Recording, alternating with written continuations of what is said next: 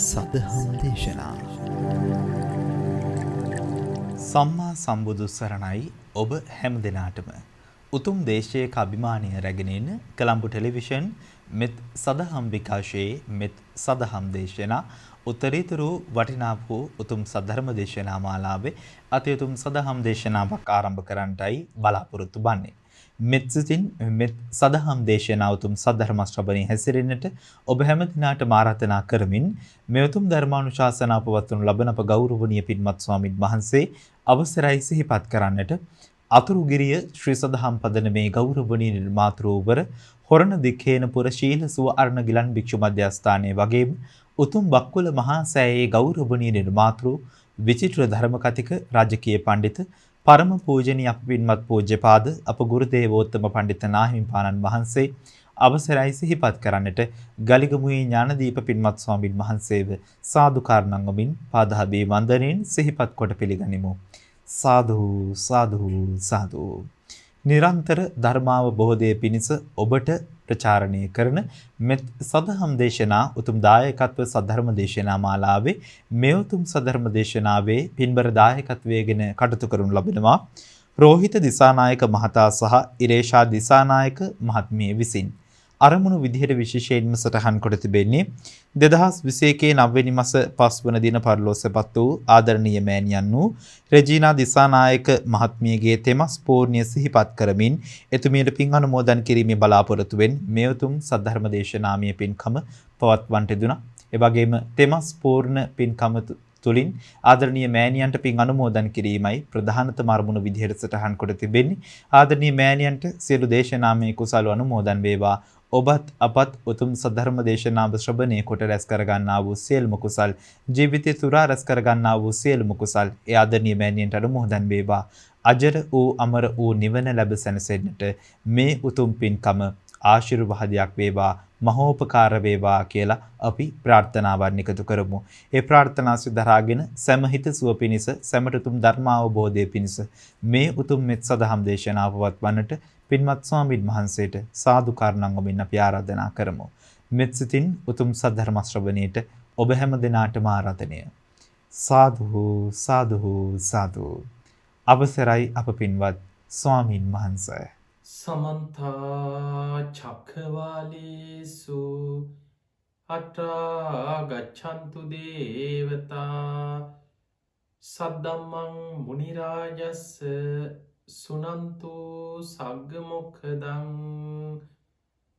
ධම්ම ශ්‍රවණ කාලෝ අයං බදන්තා ධම්ම ශ්‍රවණ කාලෝ අයං බදන්තා ධම්ම ශ්‍රවණ කාලෝ අයං බදන්තා.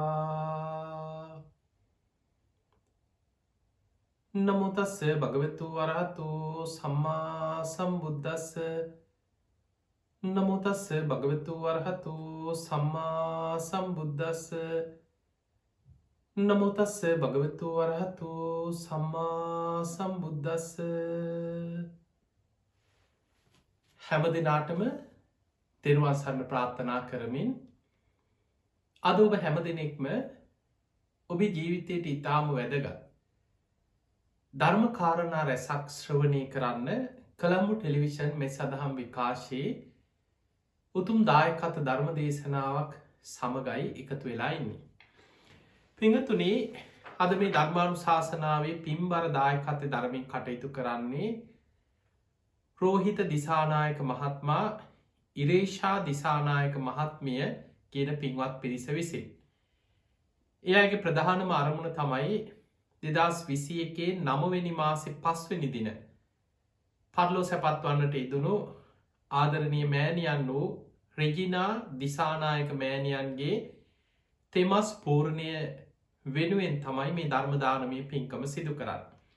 ඉතින් මිය පරලොව ගිය මෑණියන් සිහිපත් කරලා 3 මාසයක් පිරීම නිමිති කරගෙන මේ ධර්ම දානමය පින්කම සිදු කරනවා. ඒ මෑණියන් ඇතුළු මිය පරලොව ගිය ඥාතීන්ට පින් අනුමෝදන් කිරීමේ උතුම් අරමුණ ඇතුව. ඉතින් ඒ නිසා දායකත්වයේ දරුවේ හැම දෙනාටමත් ඔබ හැම දෙනාටමත් මේ ධර්මයේ ශ්‍රවණය කරන ලක්වාසී ලෝවාසී හැම දෙනාටමත් මේ උතුම් ධර්ම ශ්‍රවණය නිවන් දොරටුවක් බවට පත්වේවා කියලා මුලින්ම ආශිර්වාද ප්‍රාර්ථනා කරනවා. පිංහතුනේ අද මේ ධර්මානු ශාසනාවෙන් අපි කතා කරන්නේ කවදා කොතන කොයි මොහොතේ මොන විදිහකට අපි මරණයට පත් වුණා. අපේ ජීවිතයේ මරණාසන්න මොහොතක සුගතිගාමී වන විදිහට පිනක් කුසලයක් බලවත් කරගෙන ජීවිතයේ දිනෙදා පුරුදු කරගෙන බලවත් කරගත යුතු ඉතාමත් වැදගත් බලධර්මයන් කීපයක් පිළිබඳව. ඒවට ධර්මය කෙන සේක බලධර්ම කියල. ඔබ හල ඇති මරණාසන්න කෙනෙකුට බලවත්වෙන කර්ම ගරුක කර්ම ආසන්න කර්ම ආචින්න කර්ම කටක්තා කර්ම කියල ධර්මය විස්තර කරනවා. ගරුක කර්ම කියලා විස්තර කරන්නේ මරණ මංචක ඒ කාන්තයෙන් බලවත් වෙලා විපාක දෙන කර්ම. අපි දන්නවා පංචානන්තරී අකුසල් වගේ බලවත් කර්ම. යම් කෙනෙක්ගේ ජීවිතේ වැනි කර්මයක් වුණා නං පිනකින් වහන්න පුළුවන් දෙයක් නෙමෙයි. මොන්න විදිහ පින්කං කරත් උදේ ඉදං හවස් වෙනකම් බුදු පිළිමකට වැදගෙන හිටිය. මරණ මංචකේ ආනන්තරී අකුසලේ බලවත් වෙනවා. ඒව ගරුක කර්ම කියන්නේ ඒ කාන්තෙන් කල්පයක් නිරේ. මරණ මංචකේ බලවත් වෙලා විපාක දෙන ප්‍රධානම බලවත් කර්ම ගරුක කර්ම. ඒ ගරුක කර්ම කෙරිලා නැත්නම් කෙනෙකුට කලාතුරකින් මෙන්න මෙහෙම දෙයක් වෙන්න පුළුවන්. කුසල් මැඩලන අකුසල් අකුසල් මැඩලන කුසල් කියල ධර්මය විස්තර කරනවා. ඒවට කියනවා ආසන්න කර්ම. කෙනෙක්ගේ ජීවිතේ සාමාන්‍යෙන් පින්දහම් කරගෙන ගුණයාපත්ව ජීවත් වෙච්ච කෙනෙකුට වුණත් මරණාසන්න මොහොතේ පින යටපත් වෙලා නොසිතන විදිහට අකුසලයක් මතුවෙන්න ඉඩ තියෙනවා. කලාතුරකින් වෙන්න පුළුවන්. අපි දන්නේ මරණ මංචකයේ තරහකාරයේ කතුරෙක් කේන්ති යන දෙයක් ඒ වෙලාවෙ තමන්ට සිදුවෙන පරිසරයේ සිදුවීමක් තුළ තමන්ගේ හිතට රාග දවේශ මෝහාදී ක්ලේෂයක් බලවත් වෙලා අරකරපු කුසල් යටපත් වෙලා අකුසලයක් බලවත්වෙන්න පුළුවන්. ආසන්න අකුසල. ඊළඟට ඒක අනි පැත්ත වෙන්නත් පුළුවන්. සාමාන්‍යෙන් ලොකූ පින් දහම් කුසල් දහම් කරපු නැති කෙනෙකුට වුණත් සාමාන්‍ය ජීවිතේ පන්සිල් රකින්නෙත් නෑ ගුණයක් පුරන්නෙත් නෑ අකුසල් කර පවකං කර ඉන්න හැබැයි මරණ මංචකයේ ඒ මොහොතේ ළඟ ඉන්න කල්්‍යයාන මිත්‍රයෙක් හරි බුදුගුණ සිහිකරෝනො. මරණාසන්න වෙලාවෙ හිත ධර්මය පිහිටෝනො. මෛත්‍රිය හිත පිහිටෝනො. සමහර වෙලාවට අපි දන්නවා කෙනෙක් ලෙඩ වෙලා වයිසට ගිහිල්ලා මරණාසන්න වෙනකොට එක්ක ස්වාමීන් වහන්සේ නමක් ගෙදරකට හරි වඩම්මලා පිරිට්ටිකක් කියලා හිත පිහිටෝල අතගහල හරි අට පිරිකරක් පූජා කරලා ඒ වෙලාවෙ හිත කුසලේක පිහිටෝන. අන්නේ මරණාසන්න වෙලාවේ ඒ පින කුසලේ බලවත් වෙලා අර කරපු අකුසල් යටපත්වයගෙන කුසලයක් මතුවෙන. අකුසල් මැඩලන කුසල්. ඔය විදිහට කලාතුරකින් මරණාසන්න මොහොතේ ආසන්න කර්ම බලවත් වෙලා ඊළඟ උපත සිද්ධ වෙන්න පුළුවන්. ඔන්න ඔය කියන කර්ම දෙක ගරුක කර්මයක් හෝ ආසන්න කර්මයක් විශේෂයෙන් බලවත්තුන් නැත්නම් බොහෝ දුරට කෙනෙක්ගේ ජීවිතේ තමන් නිතිපතා පුරුදු කරපු දේමයි බලවත් වෙන්න ඉඩතියෙන්.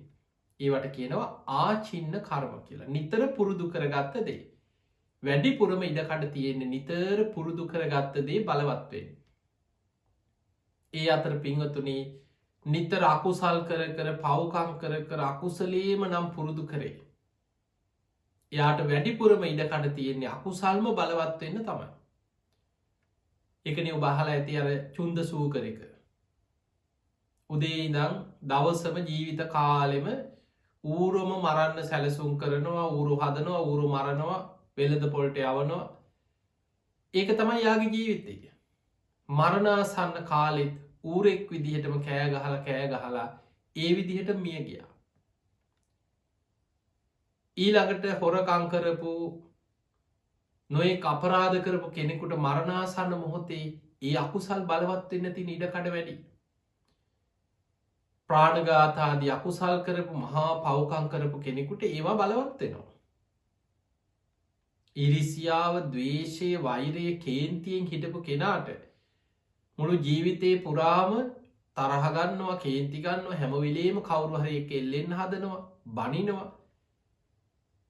ඒ කෙනාට මරණාසන්න කාලෙත් වැඩිපුර කේන්ති යන අර ස්වභාවීම තමයි බලවත්වෙන්න. මුළු ජීවිත කාලෙම පුරුදු කරපු දේ මේ අන්තිම වෙලාවට තමන්ට ඒ වෙලාවට උපාසකයා වෙන්න පුළුවන්කමක් නෑ.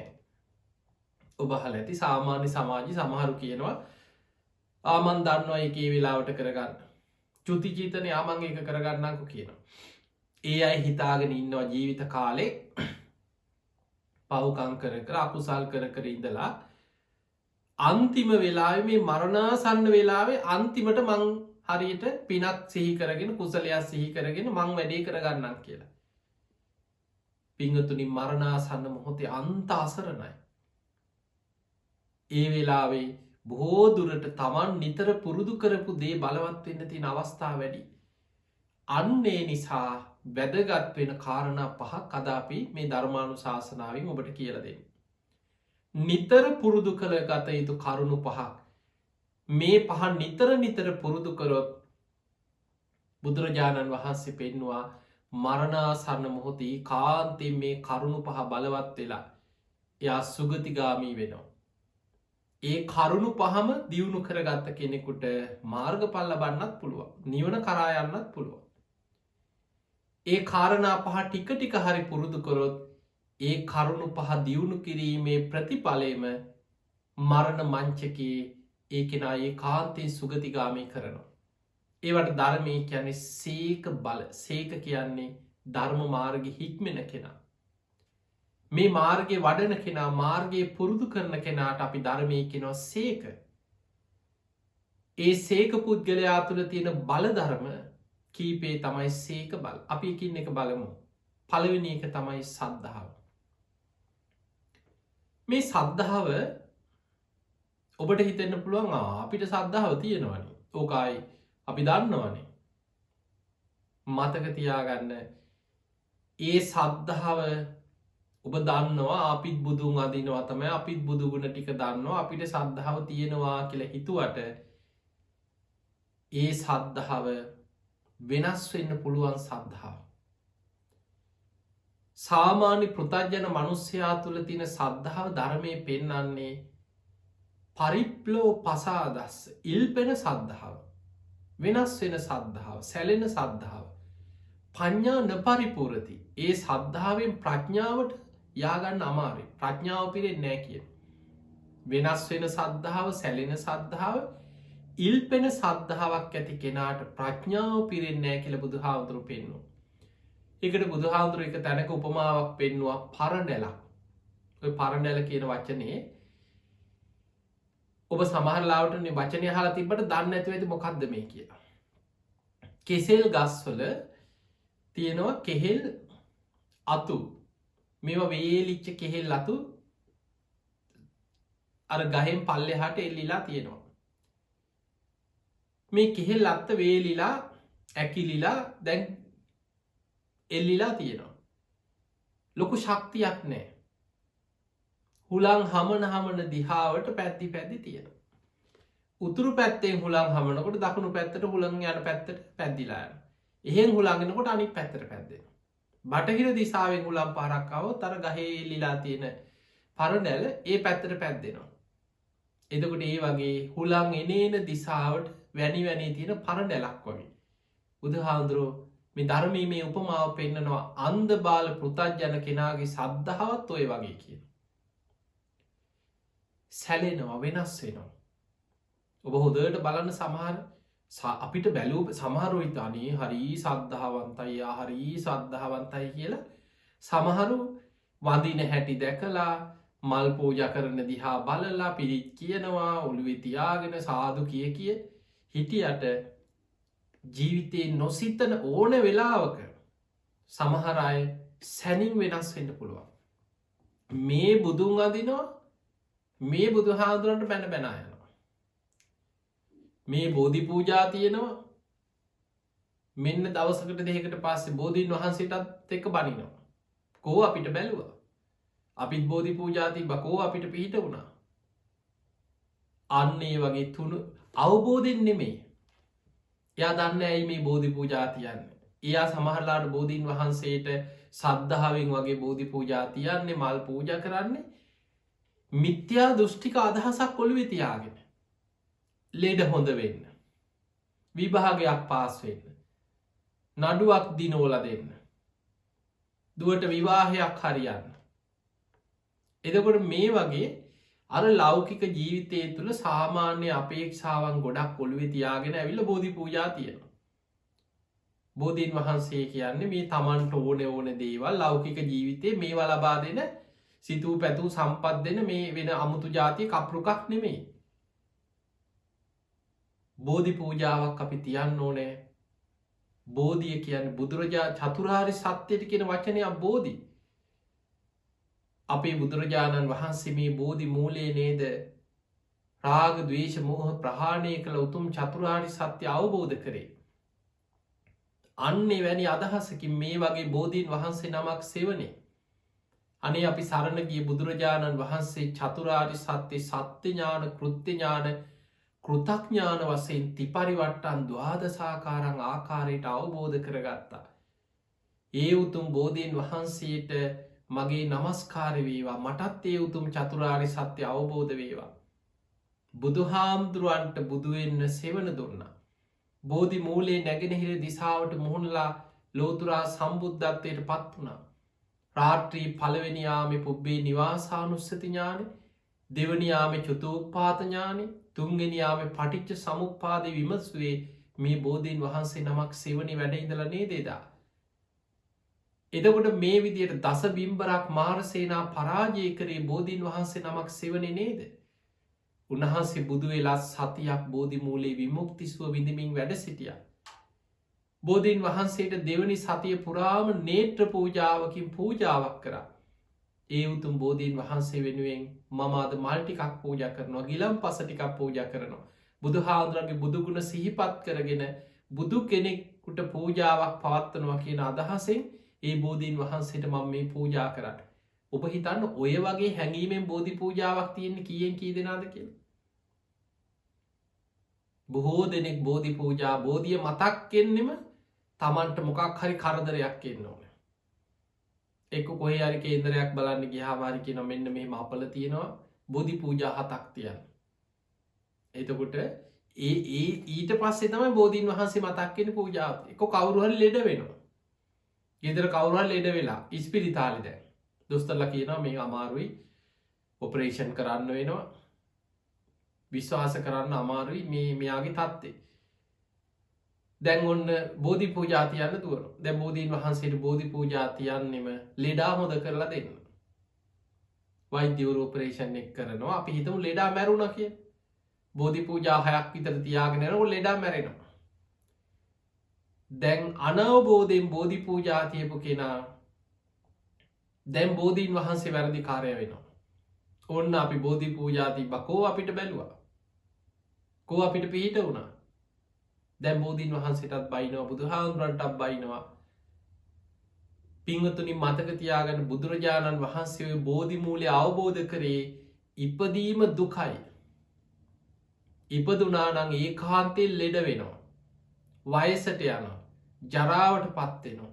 ජාතිපච්චයා ජරා මරණ සෝක පරිදේව දුක්ක දෝමනස් උපායාස. ප්‍රියන්ගෙන් වෙන්වීම දුකක් අප්‍රියන් සමඟ එකතුවීම දුකක් යම් පිච්චන්න ලබති තම්පි දුක්කම්. සංකිත්තේන පංචුපාදානක් කන්දා දුක මෙන්න මේ පංචුපාදානස්කන්ද දුකමයි අවබෝධ කරගෙන දුකෙන් මිදුනේ. එදකොට අපි බෝධීන් වහන්සේ ළඟට ගිහිල්ලා ඒ අවබෝධ කරගන්න තියෙන දුක බුදුහාමුදුරු ආරි සත්‍යයක් හැටියට පෙන්නපු දුක අපි බෝධියෙන් ඉල්ලනවා ඒක අනි පැත්ත හරෝල දෙන්න කියලා. බුදුහාමුදුරු ලෙඩවීම දුකක් ආරි සත්‍යයක් හැටියට පෙන්වා අපි ගිහිල්ල ඉල්ලීමක් කරනවා ලෙඩවෙන්න එපායාව. අනේ මැරෙන්න්න එපා බුදුහාමුදුරු පෙන්වේ මරණය නත්ති ජාත සමරණ. උපන්නා වූ සෑම සත්‍යයකුට මරණය උරුමයි. මේකයි ආරි සත්‍යය. හැබැ අපි ගිහිල්ලා ඉල්ලනවා අනි යාට මැරෙන්න්න දෙන්න එපා. යාව ලෙඩ කරන්න එපා. ප්‍රියන් අපෙන් වෙන් කරන්න එපා. එතකොට බලන්න අපි අනවබෝධය මේ ධර්මය ගැන අවබෝධයක් නැතුව බුදුන් වදිනවා බෝධි පූජා තියෙනවා. එතකොට අපිට මේ අය වදිනකොට පෙරලෙනකොට සාදු කියනකොට මල් කල පැංකල් අරගෙන යනකොට සද්ධා වගේ පෙවුනට ඒ සද්ධාවෙන් පිනක් රැස්වෙනවා තමයි අමූලිකා සද්ධාවෙන් ඒවා පින් රැස්වෙනවා. හැබැයි පොඩි වෙලාවක් ඇති වෙනස් වෙන්න. ඊටත් වඩ අකුසල් ගොඩක් පුරෝගන්න තුනුරුවන්ට ගරහල බැනලා. ඒ නිසා සාමාන්‍ය පෘතජ්ජන කෙනෙක් තුළ තියෙන මෙන්න මේ සද්ධාව එකට ධර්මය කියන්නේ අමූලිකා සද්ධා.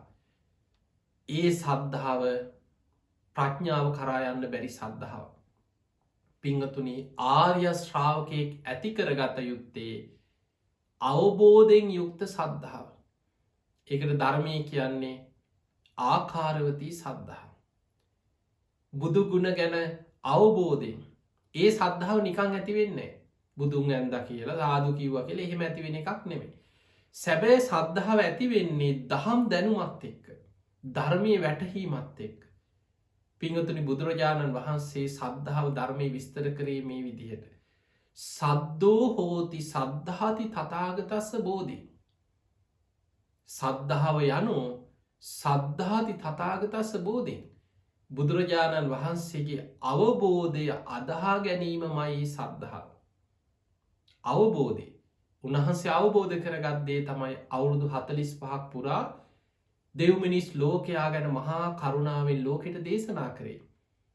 ඒ අවබෝධ කරගත් ධර්මය සතර සතිපට්ඨාන සතර සම්යක් ප්‍රධාන වීරිය සතර ඉරදිපාද පංච ඉන්ද්‍රිය පංච බල සප්ත බොජ්ජංග ආර්යෂ්ඨායික මාර්ගය මේ උතුම් ධර්මයන් ඉගෙන ගන්නවා නුවනින් විමසනවා ජීවිතයට ගලප ගන්නවා අන්නයාට ඒ ධර්මය ගැන වැටහෙන්න බුදුරජාණන් වහන්සේ ගැන අවබෝධයෙන්ම සද්ධාවක් ඇති වෙනවා. උන්වහන්සේගේ අවබෝධය ගැනයි සද්ධාව ඇතිවෙන්නේ. මේ සා පරම ගාම්බීර ධර්මයක්. මේ ධර්මයනම් හරිම ආශ්චර්යයි. මේ අවිද්‍යාව නිසාමයි මේ සත්‍යයා සංසාරය පැටලි මේ දුකට බැඳි යන්නේ. අවිද්‍යාවෙන් මිදිල දුකෙන් මිදෙන මාර්ගයක් බුදුහාමුදුර අවබෝධ කරගත්තේ. මේ උතුම් ධර්මය අවබෝධ කරගත්ත බුදුරජාණන් වහන්සේ නං ඒ කාන්තෙන් අරහන්. උන්වහන්සේ කාන්තෙන් සම්මා සම්බුද්ධයි. ඒ කාන්තෙන් විද්‍යාචන්න සම්පන්නයි. උන්වහන්සේ සුගතෝ ලෝකවිදු අන්න අවබෝධයෙන්ම සද්ධාව ඇතිවෙන හැටි. අන්නේ විදියට බුදුරජාණන් වහන්සේ ගැන අවබෝධයෙන් සද්ධාව උපදින්න නං නිතර බණහන්න වෙනවා. ඒ අහන ධර්මය හොඳට නුවනින් ගලප ගන්න වෙනවා. යෝනිසෝ මනසිකාරය ඉදිලා ඒ ධර්මය ගැන නිරවුල් දැනුමක් තමා තුළින් ගොඩනගා ගන්න වෙන. අන්න එතකොටයි සද්ධාව කියන එක තමන්ගේ ජීවිතය තුළින් වර්ධනය වෙන්න පටන්ගන්න. මතකතියාගන්න මේ බුද්ධ ශාසනයට ඇතුල්වෙන ප්‍රධානම දොරටුව තමයි සද්ධාව. පංච සේක බලගත්තත් පළවෙනි එක සද්ධාව. පංච බලධර්ම සද්ධහ බලන් මාර්ග පල් ලබාගෙන නිවනට යන ශ්‍රාවකයාගේ පළවෙනිම බලධර්මය සද්ධාව. පංච ඉන්ද්‍රිය ධර්ම අතර සද්ධා ඉන්ද්‍රී එක ඉන්ද්‍රියක් හැටියට බුදු හාන්දුරු පෙන්න්නන. මේ ඇස කණනාසේ දිවකය මේ ශරීරයත් එක්ක බැඳිච්ච ඉන්ද්‍රියන් වගේ සද්ධාව ඉන්ද්‍රියක් හැටියට තමන්ගේ ජීවිතය තුළ දියුණු කරගන්න කිය. ඊළඟට බුදු හාන්දුරු පෙන්නවා ආර්ය ශ්‍රාවකයගේ ධනය තමන්ගේ තියෙන වටිනාම වස්තුව සද්ධහා ධනං එක ධනයක් සද්ධාව. අන්නේ නිසා පිංහතුනේ සද්ධාව දවස ගානේ බණහන්න ධර්මය විමසන්න දහම් පොත්පත් කියවන්න ධර්මයට අනුකූලව නුවනින් විමසන්න බුදුගුණ හිතන්න දහම් ගුණ හිතන්න සඟගුණ හිතන්න ධර්මය තුළින් තුනුරුවන් දකිින් බාහිරින් දකින්න බෑ. අපි පිළිමවලින් බුදු හාමුදුරුව ගැන එක විදිහට අපි දකින්න උත්සාහ කරනවා. ඒ තුළින් අපිට අනේ බුදු හාමුදුරු මෙහෙමයි කළ යම් යම් සද්ධාවක් සාමාන්‍ය මට්ටමෙන් හැඟීමක් උපදිනවා තමයි. හැබැයි බුදු හාමුදුරුවම අපිට පෙන්නවා යෝ ධම්මං පස්සති සෝමං පස්සති. යමෙක් ධර්මය දකිනවද අන්න යා බුදුහාමුදුරන්ව දකිනවා. වක්කලි හාමුදුරන්ට බුදුහාමුදුරු දේශනා කරා වක්කලි මාව දකිනවනං. දැන් බලන්න අපි සාමාන්‍යයෙන් අපි මේ පිළිමයක් හදලා පිළිමයක් නෙලාගෙන බුදුහාමුදුරන්ගේ බුදුගුණ සිහිකරගෙන අපි වැඳලා ඒ තුළින් බුදුහාමුදුරුව ගැන අපි හිතෙන් සිහි කරගන්න. එක පිනක් තමයි. හැබැයි බුදුහාමුදුරු වැඩහිටපු කාලේ වක්කලී කියන ස්වාමීන් වහන්සේ ඇස් දෙකෙන්ම ජීවමාන බුද්ධ කය බුද්ධ රූපේ බුදුහාමුදුරු දිහාම බලාගෙන උන්වහන්සේගේ මහාපුරුෂ ලක්ෂණ උන්වහන්සේගේ රූපකාය දිහා බලාගෙන හිටිය. බුදුරජාණන් වහන්සේ මේ වක්කලි හාමුදුරන්ටයි දේශනා කරේ වක්කලී. තථාගතයන් වහන්සේ දිහා ඇස් දෙකින් බලාගෙන ඉඳලා ඔබට බුදුන් දකින්න බෑ කියව. මේ කුණු වෙලා යන ශරීරයක් දෙතිස් කුණුප කොටස්වලින් යුක්ත. මේ කුණු ශරීරය දිහා බලාගෙන ඉඳලා වක්කලි ඔබට තියෙන ප්‍රයෝජනය මොකක්ද? ඇස් දෙකින් ඔබ මාව දිහා බලාගෙන හිටිය කියලා ඔබට ඒ තුළින් බුදුන් දකින්න බෑ කියව. වක්කලි ඔබ බුදුරජාණන් වහන්සේව දකිනවනං ධර්මය දකින්න. යෝ ධම්මං පස්සති සෝමං පස්සති. ඔබ ධර්මය දකින්න ඒ ධර්මයෙන් ඔබ මාව දකිනවා. වක්කලි යමෙක් කීවොත් මං බුදුන් දැක්කා කියලා යා ඒ කාන්තෙන් ධර්මයම දැකපු කෙනෙ. අන්න එහෙම නම් ධර්මයෙන් සද්ධාව උපදව ගන්න. ධර්මයම දියුණු කරගෙන ධර්මයෙන් බුදුන් දකින්න දක්ෂ කෙනෙක්වෙන්.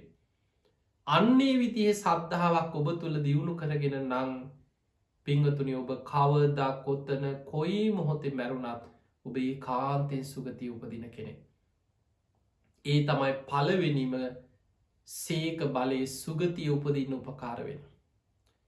දෙවනි එක තමයි සිල්වත්කම.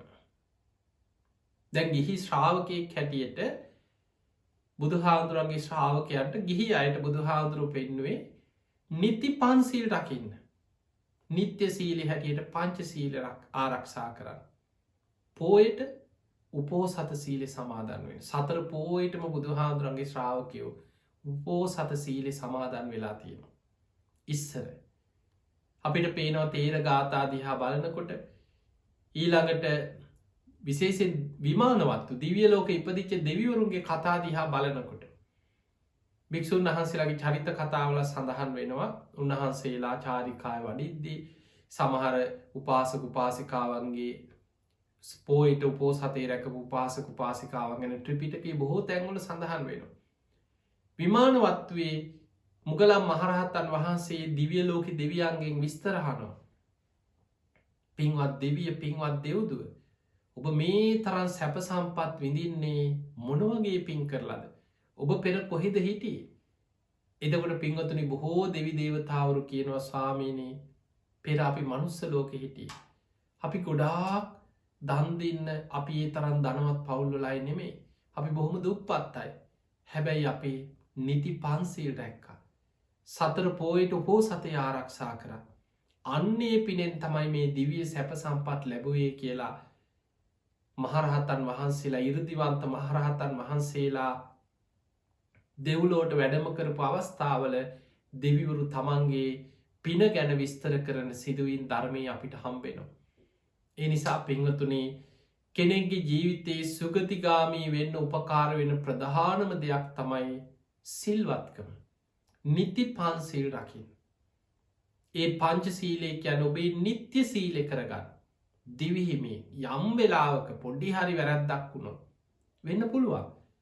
සෝවාන් වෙනකල් මතකතියාගෙන සෝතාපන්න ශ්‍රාවකය තමයි ආර්ය කාන්ත සීලයක් හැටියට දිවිහිමිය. ඒ මොන්නම හේතුවක් නිසාවත් අපායගාමි අකුසලයකට වැටෙන් නෑකින සෝවාන් වෙච්ච කෙන.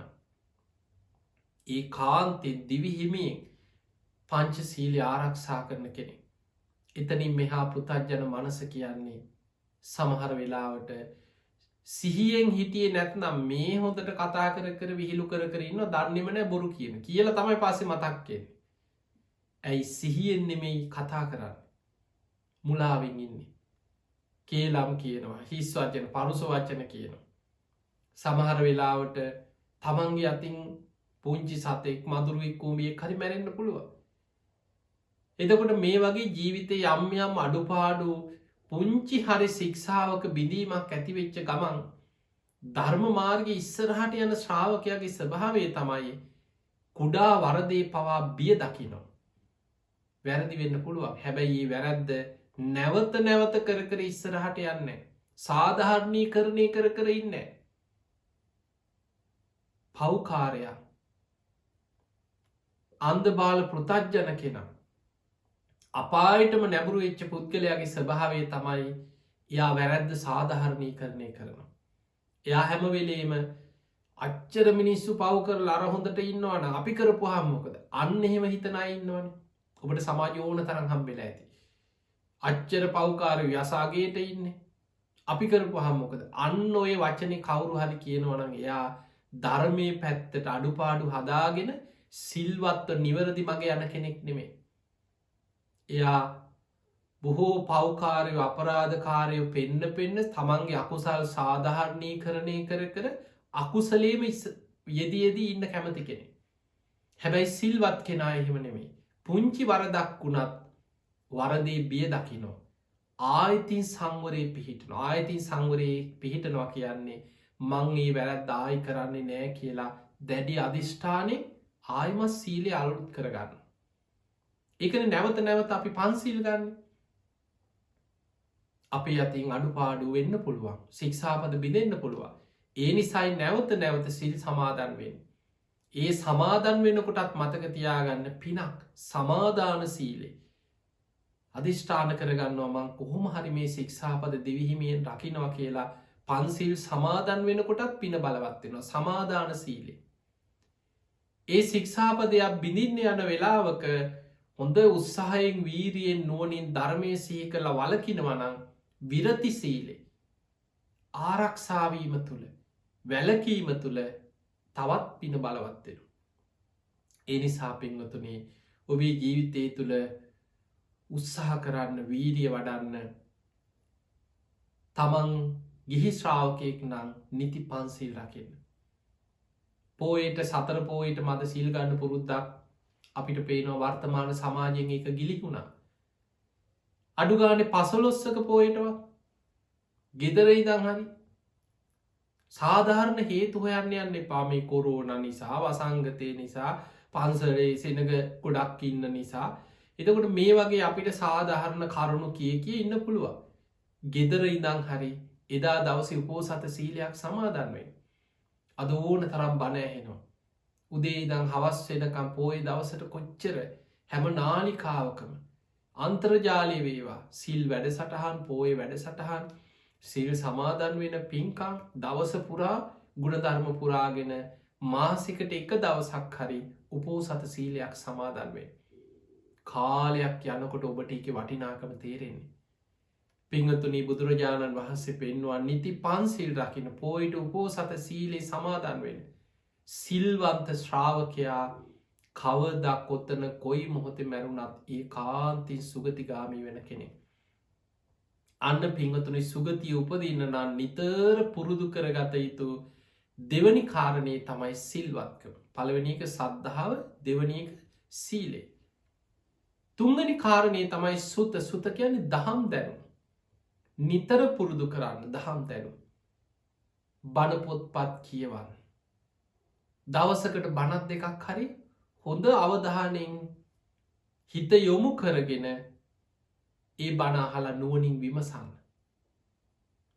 දවසම බණදාගෙන ගෙදර වැඩ කර ඉන්නවට වඩා එක බණත් දෙකක් හරි වාඩි වෙලාහන්.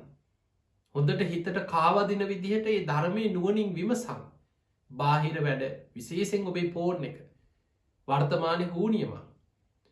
ඒ ජංගම දුරකතන පැත්තක තියලා අඩුගාන සයිලන් කරලා හරි තියලා ඔෆ් කරගන්න බැයිනම් එතකොට බණ ඉවර වෙලා හරි බලන්න පුළුවන් කවුරු හරි හදිසි පණ විඩයක්ද කතා කරලද පෝර්ණික අයින් කරලා තියන්න ළඟතියාගන්න එපා.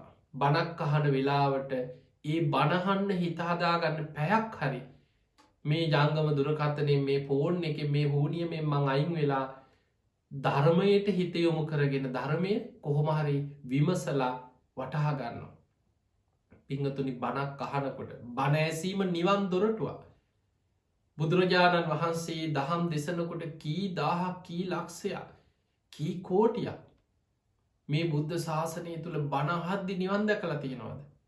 මොන තරං දේශනාව කෙලවර ධර්මය අවබෝධ කරපු ශ්‍රාවකයෝ ගැන බුද්ධ ශාසනය අපිට අහන්න ලැබෙනවා.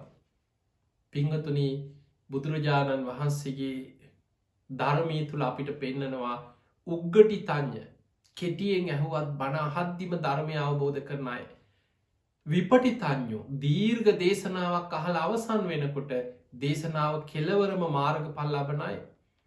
නෙය කියන පුද්ගලයා තමයි අහන ධර්මය විමසලා උත්සාහ කරලා වීරිය වඩලා භාවනා කරලා කාලයක් උත්සාහයෙන් වීරියෙන් ධර්මාවබෝධය කරායන්න. එතකොට මේ ධර්මය අවබෝධ කරන පුද්ගලය තුන් දෙනාගෙන් දෙන්නෙක්ම බණ අහද්දිමයි ධර්මාවබෝධය ලබන්න.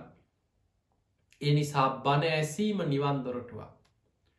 නිවන් දොරටුවක් වෙන්න නම් ඒ විදිහටම නං ඔබ බණහන්නේ අන්න ඔබ තුළ තියෙන්න ඕනෑ අප්‍රමාණ ආසාාවකින් බණහන්. මුළු දේශනාව පුරාම කන් යොමු කරගෙන අවධානි බැහැර නොවෙන විදිහට බණහන් සෝතන් ඕදහති. මං මේ ධර්මය තේරුම් ගන්න අවබෝධ කරගන්නවා කියෙන අධිෂ්ඨානය හිතේ පිහිටවාගෙන බණහන්. ඊළඟට ඒ අහන ධර්මය අර්ථ ග්‍රහණය කරගන්න අත්හන් ගන්න හාති වැදගත් ධර්ම කරුණු මතක තියාගන්න විමසන්.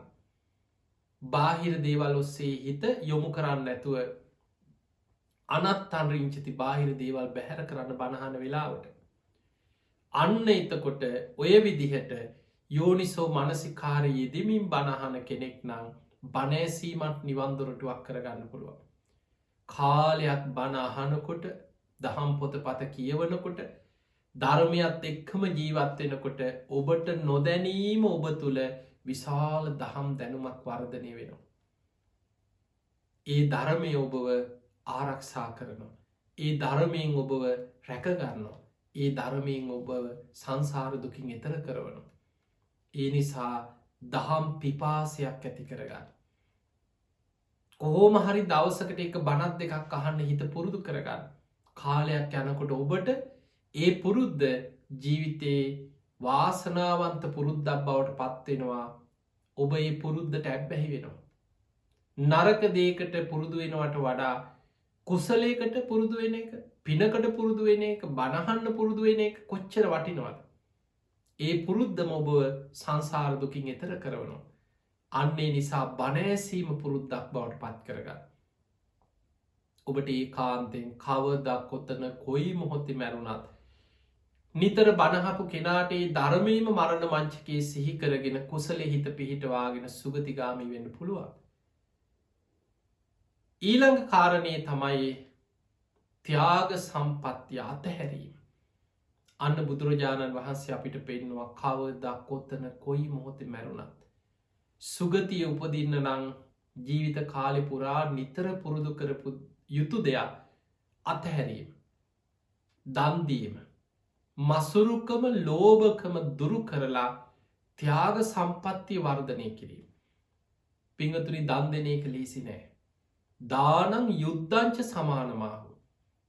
බුදු හාමුදුරු පෙන්නවා දානය කැන යුද්ධයක් වගේ. හිත ඇතුළි යුද්ධය. බාහිර යුද්ධයක් කිපුගා මතක්කෙන බාහිර සටනක්. හිත ඇතුළ යුද්ධයක්. කායෙක්කද? කෙලෙස් එක්ක. ලෝභකම, මසුරුකම, දානයට විරුද්ධව හිත අභ්‍යන්තරය ඇතුළේ සටනක් කරන. දැන් ඔබ හිතන්න දන් දෙන්න හිතනකොටම හිත ඇතුළෙන් කොච්චරනං අවශ්‍යතා අපරාධි දෙන්නේ මට කොච්චර වැඩ තියෙනවද, මේ අසවල් දේට යොදාගන්න පුළුවන්, අසවල් දේට යොදාගන්න පුළුවන්, එච්චර දෙන්න ඕන්න වෙන දෙයක් කරන් දෙනවා, පස්සේ දෙනවා. එතකොට ඔය වගේ කොච්චර ආපස්සට අදිනවද හිත ඇතුළේ. මසුරුකම ලෝ දානය කියන එක සංසාර පුරුද්දක් නැත්නම් දන් දෙන්න බෑ. අපේ බෝසතාණන් වහන්සේ සාරා සංකේය කල්පලක්ෂයක් දාන පාරමිතාව පිරුවා පාරමී හැටියට, උපපාරමී හැටියට, පරමත්ත පාරමී හැටියට. එච්චර සසරේ දස පාරමී පුරාගෙන එද්දි පළවෙනියටම තියෙන්නේ දාන පාරමිතාව. දස පාරමී අතර පළවෙනි මේක. හැබැයි උන්වහන්සේ බුදුවෙන්න පෙර අන්තිමටම සම්පූර්ණ කරගන්න බැරුව ඉතිරි වුණේ දාන පාරමිතාවම තමයි. උන්වහන්සේ අවසාන වශයෙන් දාන පාරමිතාව පිරුවේ බුදුවෙන්න පෙරාත්මය තමයි පරිපූර්ණ කරගත්ත වෙස්සන්තරාත්මය.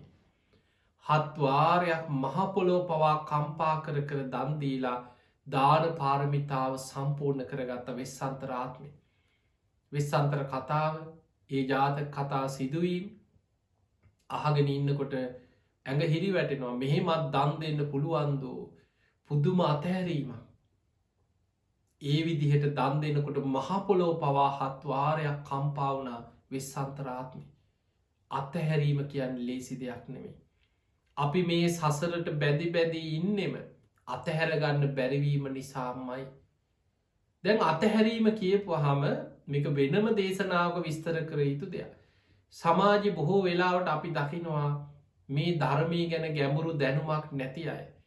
අතහැරීම කියලා හිතන්නේ.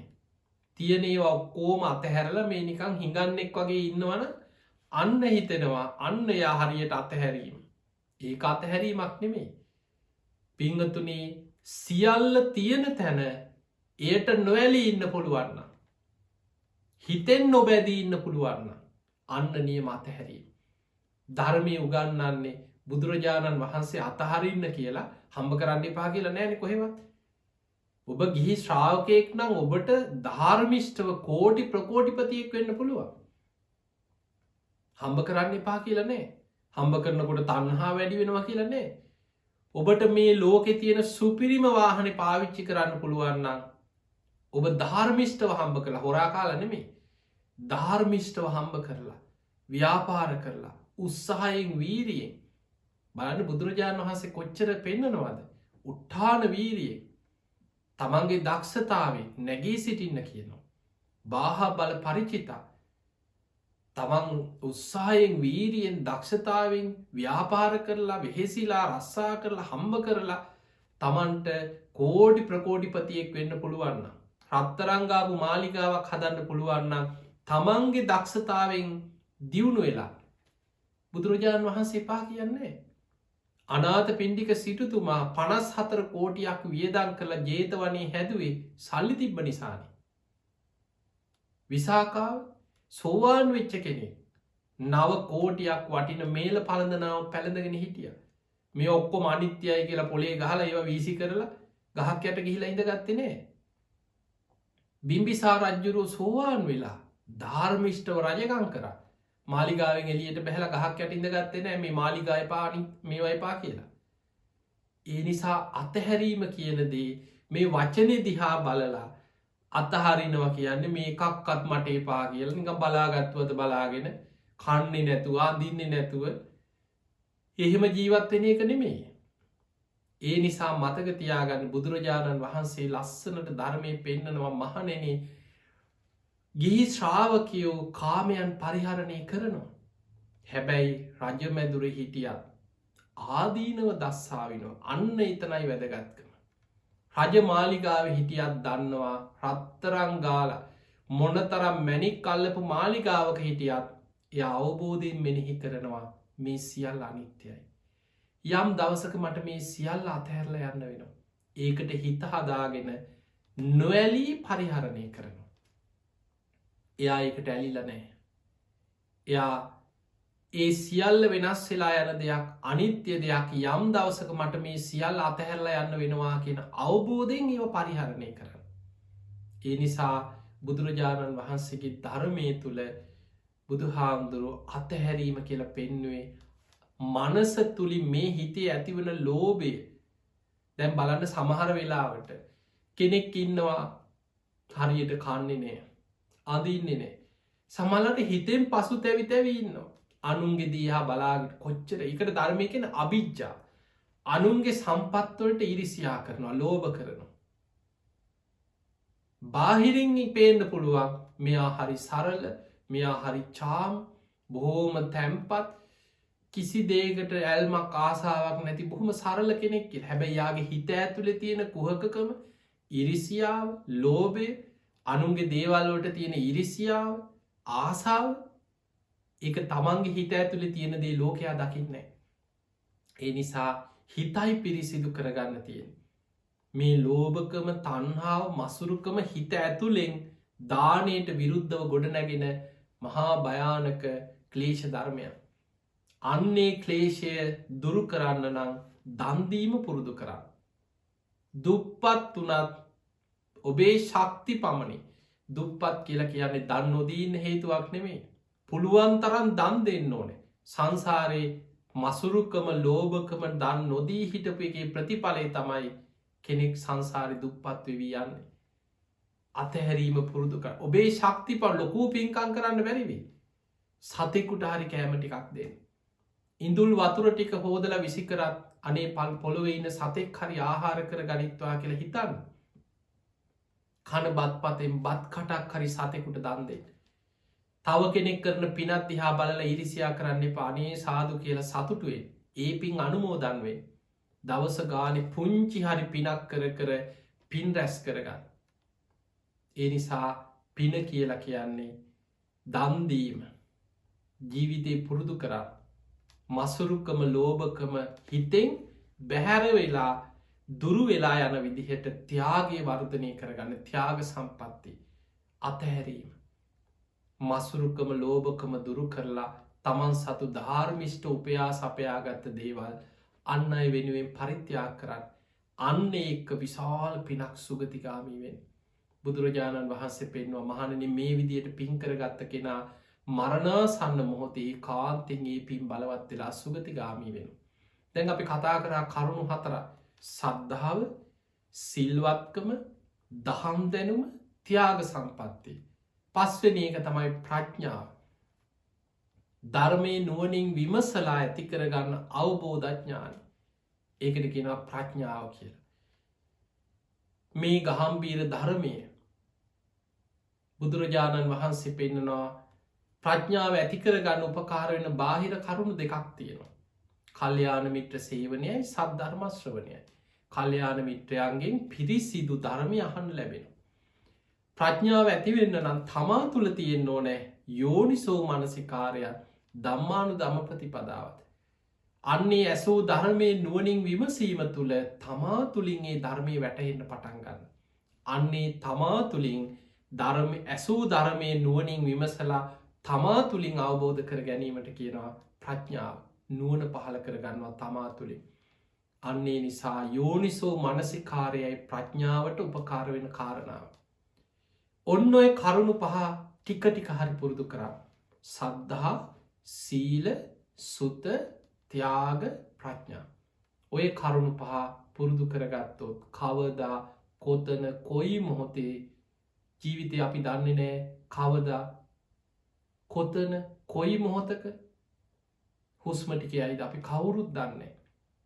මරණයට වයසක් නෑ මරණයට තැනක් නොතැනක් නෑ උගත් නූගත් කුලබේද වර්ණබේද ජාතිබේද නෑ. ඉපදුනානං රජෙක් වුණත් කෝටි ප්‍රකෝටිපතියෙක් වුණත් මේ ලෝකෙම ඉන්න ධනවතා වුණත් දුප්පත් වනත් පොහොසත් වනත් නත්ති ජාත සමරණ නොමැරී ඉන්න පුළුවන් ක්‍රමයක් නෑ. මේ සියල් අතහැරල පරලෝ යන්න වෙනවා. අන්නේ සියල් අතහැරල පරලොව යද්දී හිත හදාගෙන සියල්ල අතහරිනකොට බලවත්වෙන්න ප්‍රබලම කුසලයක් තමන් පුරුදු කරලා තිබුණො. ඒ කුසල් ටික තමයි සද්ධා සීල සුතතියාග ප්‍රඥා. ඔය කරුණු පහ ජීවිතයේ ටික වඩාගෙන නිරන්තරයෙන් පුරුදු කරගත්ත කෙනා ඒ කාන්තින් සුගතිගාමී වන කෙනෙ. ඒ පිණිස ඔබ හැම දෙනාටම මේ ධර්මානු ශාසනාව ආශිර්වාදයක් වේවා. පාරමිතාවක් වේවා. සුගතිගාමීව නිවන කරායාම පිණිසම මේ සේක බල ධර්ම ඔබ හැම දෙනාටම උපකාර වේවා කියල අපි ආශිර්වාද කරනවා. පිංහතුනි අද මේ ධර්මානු ශාසනාවෙන් ඔබ රැස් කරගත් සියලුපේ. සියලු දෙවියෝ සාධු කාර්දිදී මේ පින් අනමෝදන් වෙත්වා දෙවියන්ගේ පිහිට රැකවරණ ආශිර්වාදය ඔබ හැම දෙනාටම ලැබේවා කියල අපි ආශිර්වාද කරනවා. ඒ වගේම අද ධර්මානු ශාසනාවේ පින්බරදායකත්ත දැරුවේ රෝහිත දිසානායක මහත්මා ඉරේෂා දිසානායක මහත්මිය ඇතුළු පින්වතුන් විසින්. ඒ අයට සියලු දෙවියන්ගේ පිහිට රැකවන තුනුරුවන්ගේ ආශිර්වාදය නිදුක් නීරෝගී සම්පත්තිය දීර්ඝායුෂම ලැබේවා කියලා අපි ආශිර්වාද කරනවා. ඒ අයගේ ප්‍රධාන අරමුණ තමයි 2021 9 වෙනි මාසේ 5 වෙනි දින පරලෝ සැපත් වන්නට ඉදනු ආදරණීය මෑණියන් වූ රෙජිනා දිසානායක මෑණියන්ට ඒ මෑණියන්ගේ තෙමස් පූර්ණය වෙනුවෙන් එතුමිය සාධකාර්දිදී මේ පින් අනුමෝදන් වෙත්වා ඒ මෑණියන්ගේ පරලෝ ජීවිතයේ සැපවත්වේවා සුවපත්තේවා සංසාර දුකින් අතමිදේවා කියල සාදු කියල පින් දෙන්න. ඒවගේම මීට මාස 3කට පෙරමිය පරලව ගිය රෙජිනා දිසානායක මෑණියන් ඇතුළු ඒ පවුලේ පරම්පරාගත මියගිය පින් අපේක්ෂාවෙන් ඉන්න යම්තාක් ඥාතීන් ඇත්ත. ඒ සියලු ඥාතීන් සාධකාර්දිදී මේ පින් අනුමෝදන් වෙත්වා ඒ අයගේ පරලෝ ජීවිත සැපවත්තේවා සුවපත්තේවා සංසාර්දුකින් අතමිදේවා කියල පින් අනුමෝදන් කරන්න. තිං ඔබ හැම දෙනාටමත් දායකත්තේ දැරු රෝහිත දිසානායක මහත්මා ඉරේෂා දිසානායක මහත්මිය ඇතුළු ඒ පවුලේ පින්වතුන් බණහපු ඔබ හැම දෙනාමත් ධර්මශ්‍රවනයක ලක්වාසි ලොවාසි හැම දෙනාමත් දායකත්ති දැරු පිංගතුන්ගේ පවුල්ල සුජීවත්ව ඉන්න හැම දෙනාමත් නිදුක්වේවා නිරෝගිවේවා සුවපත්තේවා සියලු දෙවියන්ගේ පිහිට රැකවන්න තුනුරුවන්ගේ ආශිර්වාදය ඔබ හැම දෙනාටම සැලසේවා උතුම් ධර්මාවබෝධය පිණිසම මේ පින හැම දෙනාටම ආශිර්වාදයක් වේවා කියලා අපි ආශිර්වාද කරනවා. ආකා සට්ඨාච බුම්මට්ඨා දේවානාගා මහිද්දිකා පුඤ්ඤන්තං අනුමෝදිත්වා චිරන් රක්ඛන්තු ලෝක සාසනං. ආකා සට්ඨාච බුම්මට්ඨා දේවානාගා මහිද්දිකා පුඤ්ඤන්තං අනුමෝදිත්වා චිරන් රක්ඛන්තු දේශනං. ආකා සට්ඨාච බුම්මට්ඨා දේවානාගා මහිද්දිකා පුඤ්ඤන්තං අනුමෝදිත්වා චිරන් රක්ඛන්තු ත්වං සදා. හැම දිනාටම සම්මා සම්බුදු සරණයි. සද්ධර්ම ශ්‍රවණාබිලාසී වරදී සිටි වාසනාවන්ත සත්පුරුෂ සුපින්වතුනි, ඔබ හැම දිනාටම උතුම් මෙත් සදහම් දේශනාවේ සියලු දේශනාමය කුසල් උතුම් ධර්මාව බොහෝ දේ පිණිසම වේවා කියලා ප්‍රාර්ථනා කරනවා.